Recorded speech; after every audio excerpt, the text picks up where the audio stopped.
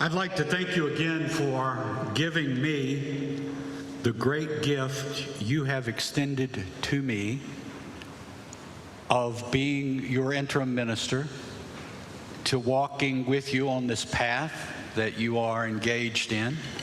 It is a great privilege, and I thank you, and I can't thank you enough. Also, I was thinking about my introduction I made of myself, and I realized that I didn't linger very much over Alphys, my wife, and what she had done with her life. And she's coming into town Tuesday or Wednesday, and if she finds out that I underfunctioned in terms of giving her bio, she may be on the warpath. So I will try to rectify that. But I'll let her introduce herself. But she is retired. She professionally was a librarian. Her first degree was as a registered nurse.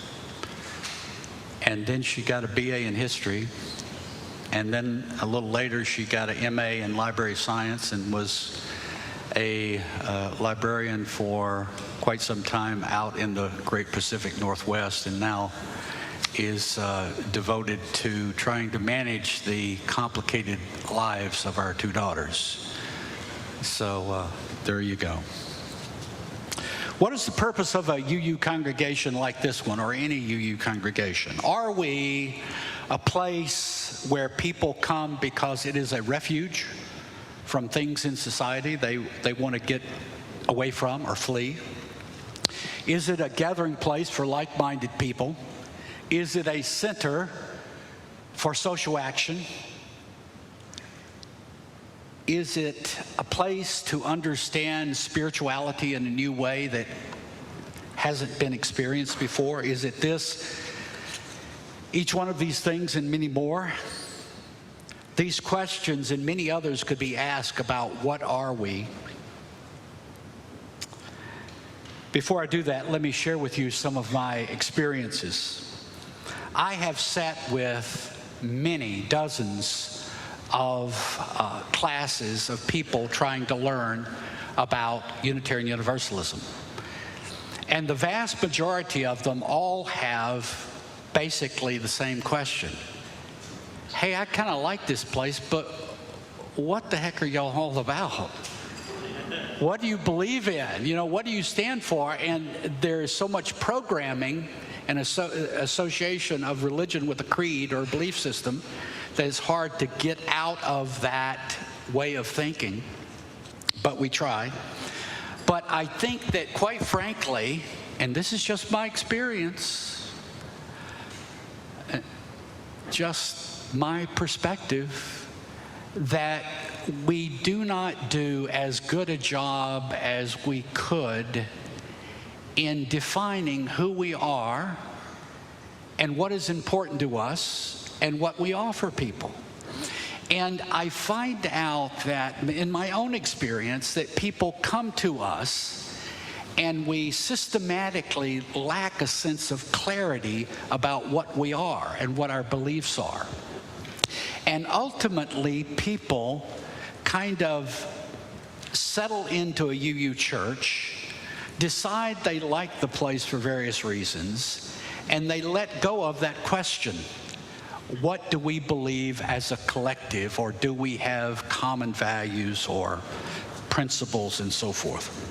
And so people settle into roles in congregations of places they are comfortable, which for them defines what the church is about.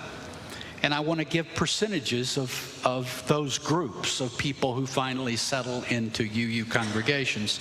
And you'll notice that the percentages add up to way more than 100, and that's because they overlap. I would say in my experience, 85% of the people who are in UU churches say it is the friendships that are the most important thing about a congregation to them.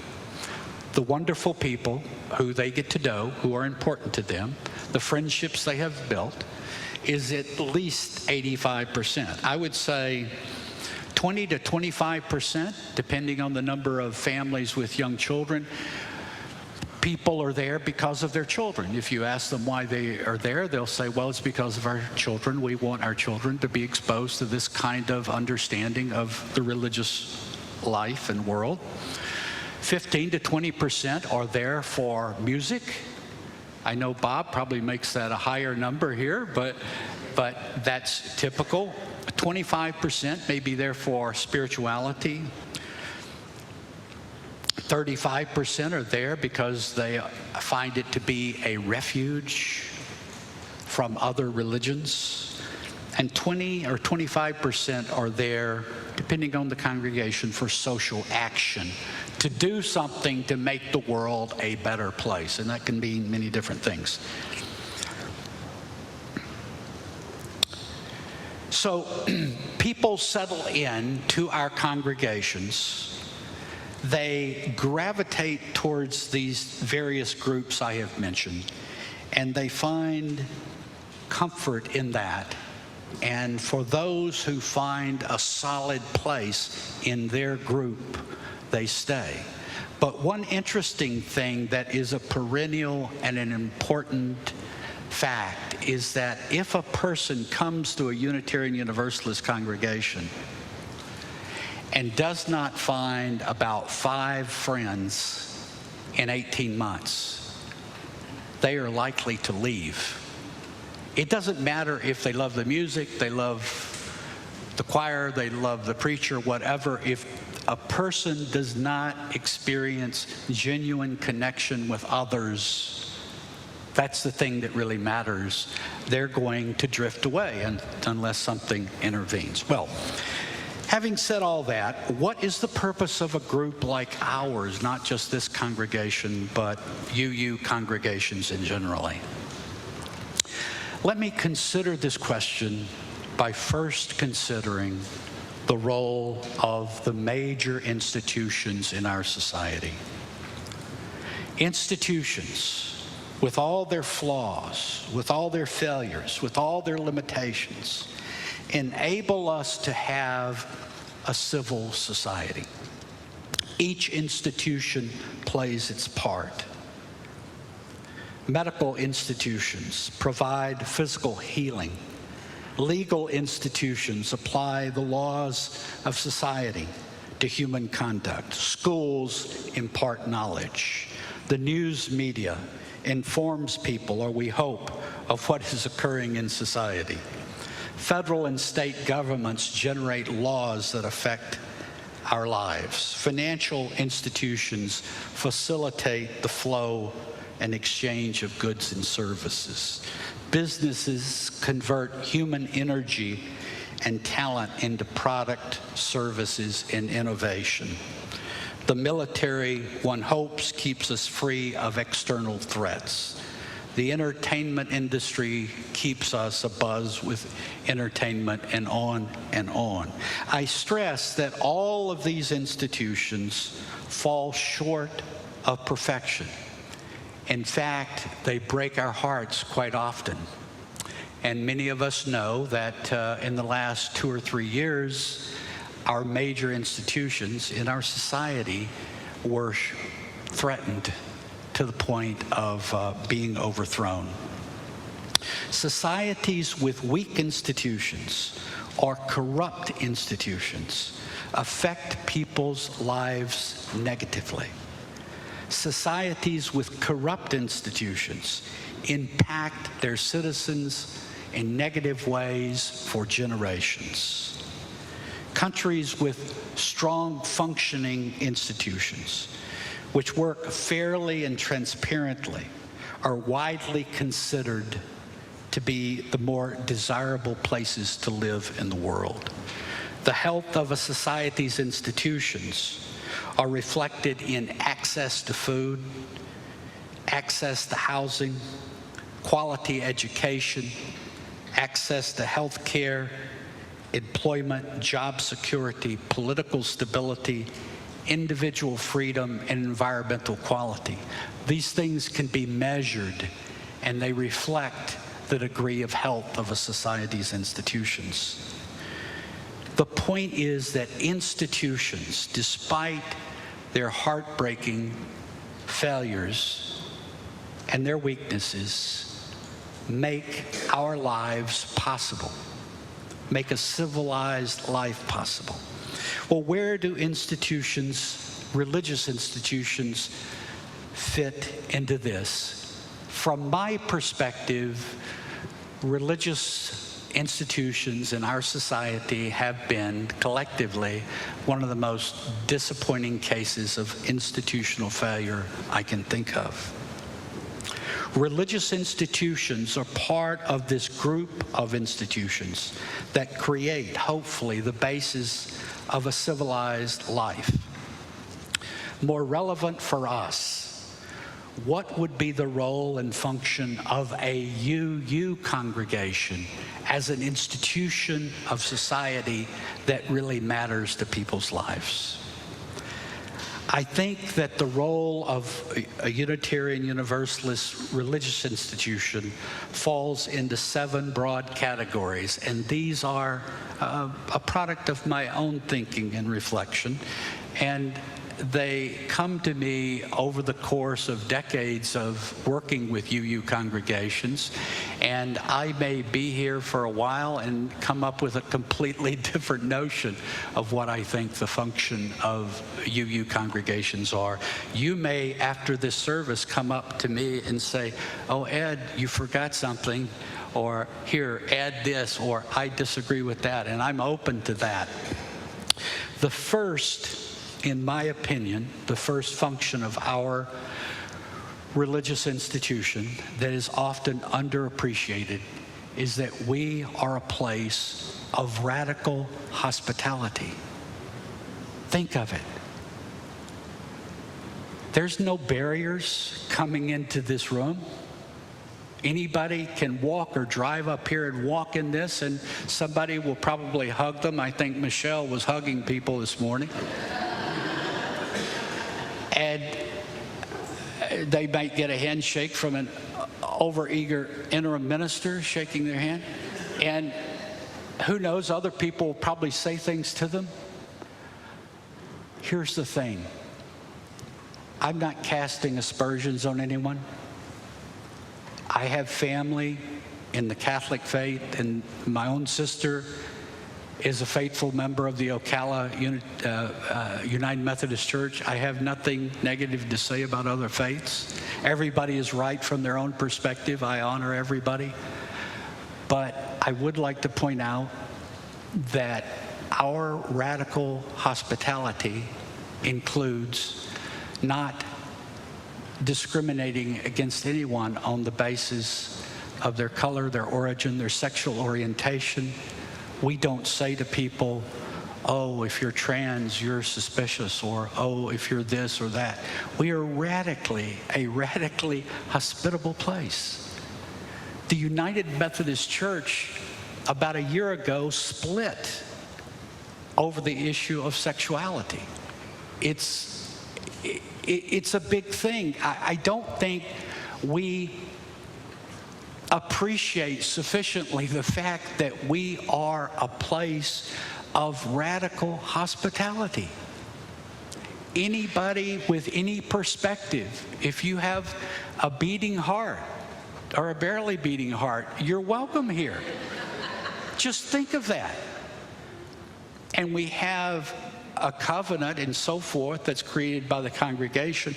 We have to have some guardrails. We can't have a community where people are throwing chairs at each other, but yes, but I mean, that's a very minimal requirement. We are an open place, a radically open place. In this world today of unbelievable polarities, of us versus them societies, we are blessedly a radically open place.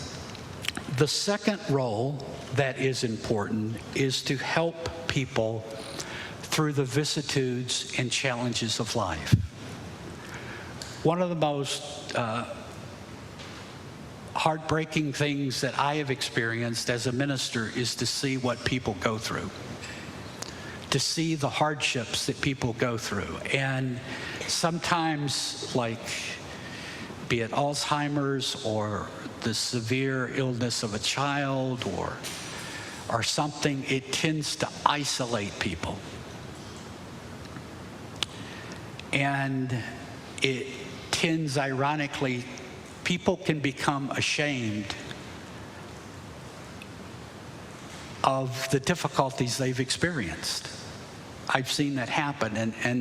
And so we are a place where we put our arms around those in need, where we reach a hand out to those who are stumbling, where we support those in whatever way we can, let them know that we love them, we care for them, that no one is excluded from the realm of our community.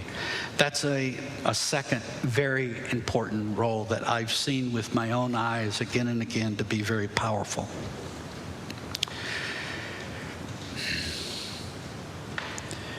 The other thing that is associated with that I think belongs to the top of the list is that we dissuade people, I should say, from doing things that cause harm to themselves and to those they love.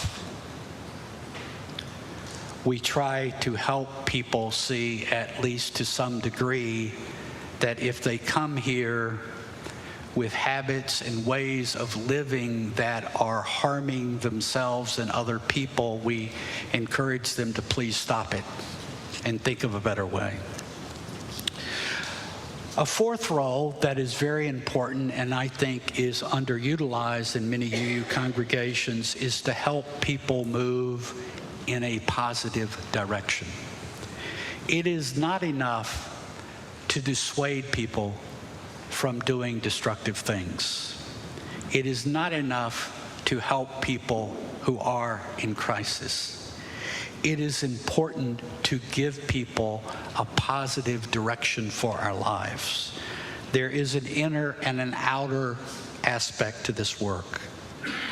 The inner work involves helping people to learn to be compassionate, empathetic, resilient, principled, and hopeful, although this is but a short list of many more ways we can help people move in positive directions.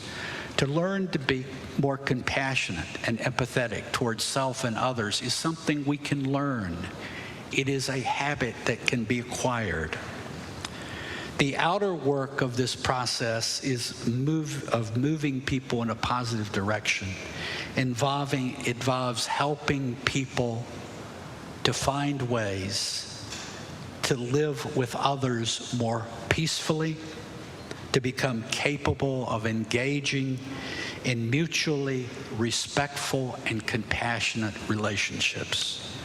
I can tell you that the most difficult problems that occur in UU congregations throughout this country has to do with the fact that in certain circumstances and conditions, people fail to get along with each other and become embroiled in conflicts that are highly destructive. The inner and outer work I mentioned are related. Some may call this a moral or spiritual guidance. Some might call it the cultivation of wisdom. It transcends theism and atheism. It is something that is important to all. The fifth function is, I think, the cultivation of a religious attitude towards life. The word religion is paradoxically triggering for many UUs, because many UUs have been traumatized by regressive and destructive forms of religion. So I need to explain further what I mean. This religious function that I'm referring to means cultivating people's awareness of oneself and others as being continually and indissolubly connected to others and nature. It involves cultivating the awareness and the reality of the fact that we are part of an intricate web of interdependence, that we are finite, transitional, limited beings who are part of an infinite, evolving life and cosmos. It involves becoming aware that we are nature conscious of itself. This is not the cultivation of a fantasy, but a creation, nor a creation of imagination, nor a theory about life, but our true lived reality moment by moment. And this religious attitude and awareness engenders gratitude, a reverence for life, and motivations to act and to live in ways that honor and treasure self, others, and nature. The sixth function of a religious institution is to cast a positive influence on the community and communities surrounding it. This is where social action, standing for justice, and being a witness, an agent for justice, equity, and peace play a role. We live in a society, as many of us well know, that is in regression. It has been in regression for decades. On January the 6th, not long ago, we saw a coup d'etat attempted in this country, which was probably one of the most concrete expressions of regression that any of us has seen, something that has never happened. Immaturity runs amok throughout the leadership of this country. Regression seems to have seeped in everything, and we are living in it. We are in a society in deep regression, where democracy is under threat, where injustice thrives, where income inequality is rampant, where sexual orientation has been weaponized, and where the unfolding of the ecological crisis threatens humanity and society. There is obviously much to be done. And the seventh and final purpose of a religious community, to some extent, ties these things together and permeates and runs through them. And it's simple to say, but it's a lifelong process. And I think religious institutions like ours, frankly, play a role in helping people to do this, which is that the two core and central tasks of life are to be a self and to be a self in loving relationships with other people. And being a self means I have created principles and guidelines that come out of me, not outside of me, but I have principles and guidelines that come out of me, out of my core. I have learned from many places. I have borrowed many places from many places, but this is what I stand for. This is what is important for me. And to live in harmony with that and not be thrown off by the emotionality or chaos or confusion of life, to be a self, to be oneself, is a lifelong project. And yet, if we don't have relationships, what are we? It doesn't mean anything. So the other side of the basic imperative of life is to be a self, but to be a self in relationship. And ideally, what that means is to build relationships where there is mutual openness, where there is mutual caring, where there is mutual empathy and compassion and respect, where difficult subjects are not ignored, but the relationship is so strong that even the most inflammatory subjects can be talked about calmly. And to be with others in that kind of relationship as much as possible, it's a lifelong task. It needs every bit of encouragement we can muster, and communities like ours help in that. These roles I've outlined are, in my estimate, very important. I can't get anybody to believe me, but I think religious institutions like ours are extremely important to society. And that what we do, what you do, and what you have done and are continuing to do nourishes this institution that in fact or in potential has the ability to do these wonderful things. The world of religion has failed us in so many ways. Religion generally has been in decline for at least 150 years. Protestant churches in our society are shedding membership at tremendous rates. The nature of church in our society is radically changing. A community like ours can take advantage of the trends that are happening in society if we can seize the opportunity.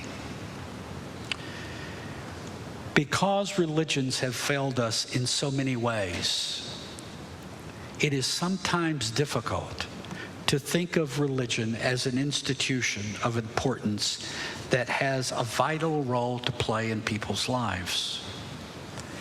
And what's more difficult for many people, because I have talked to many, they have been traumatized by their experience of religion in other places. And that often kills things for them.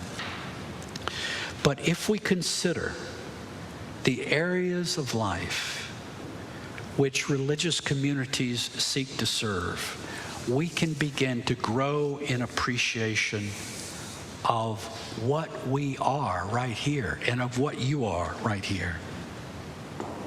UUs have tremendous potential. Communities like this has tremendous potential as a source of light to the society around you.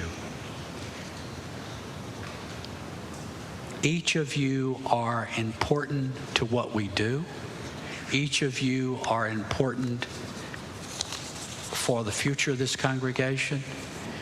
And in the future, I promise to have shorter sermons.